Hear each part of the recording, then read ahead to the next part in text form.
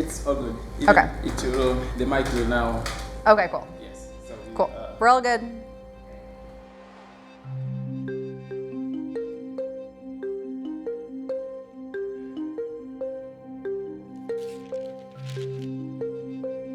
There's no topic that's as widely agreed upon as a subject to hate than math.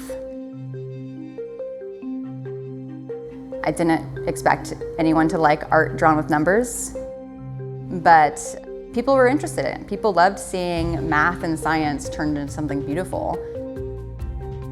When we see something from our world, some beautiful something like music or anatomy or animals or mountains, drawn with data that like speaks the secret story of that thing, I think it clicks with people because it hits something they want. I don't know how to explain it. Like, I think my work describes the living world in a way that a lot of people would like to have a relationship with. Like, it's the way that we would like to understand the world.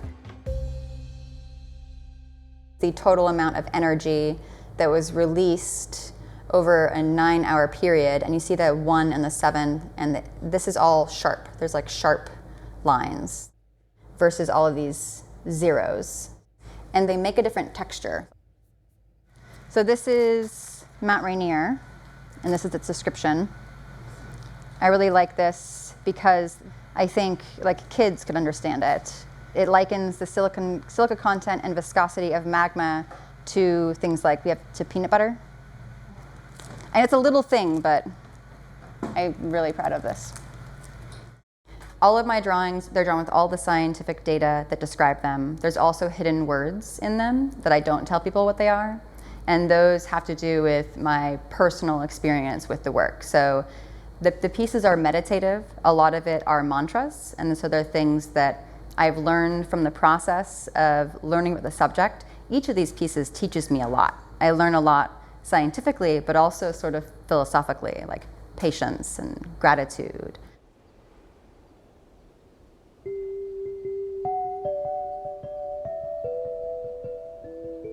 Growing up, my life was a little bit chaotic, and I found a safe place in my art and in going to school. There were no academics or scientists in my family. I've always been really interested in science, but I struggled with math, and I felt like I didn't belong in academia. And so I kind of carved out my own path towards the education that I wanted. I would study scientific concepts on my own, just using textbooks, all over the resources of the internet that we have. And I would pull data that I felt told the story of how the subject worked in this really beautiful, succinct way.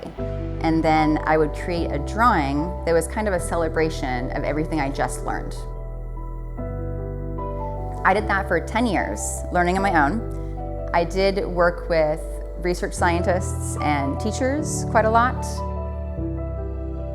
I always wanted to go to school, and there were some things that happened in my life that kept me from going on that path. And in 2020, I suddenly had time. So I ended up getting a degree in biology, which I love. Yeah, and that besides that.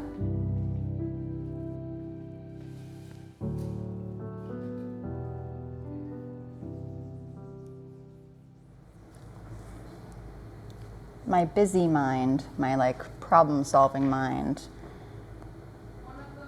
will usually quiet down while I'm drawing. It's like a break from being critical or worry. You don't have to deal with like the reality of the world.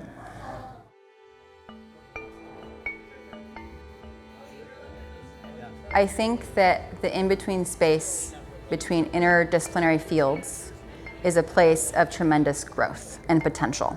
If you are trying to solve a problem forever, just you on your own with what you know and the tools you have, and you just keep failing, there's no reason to think that you're going to succeed unless you add something new to it. And that's what happens at that intersection. And now I'm at a point where I get to actually work at the intersection of art and science, where I get to work with like research scientists and educators and then show it to the public in a way where they feel like they belong too.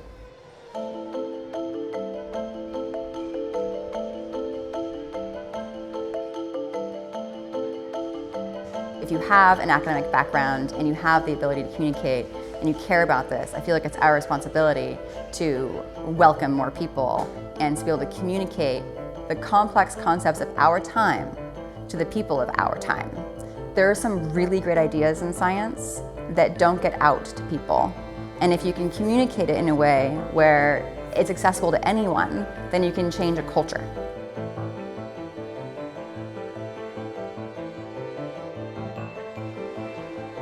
By the time I'm done with my work and I leave this planet, I would like it to be easier for artists and scientists to work together.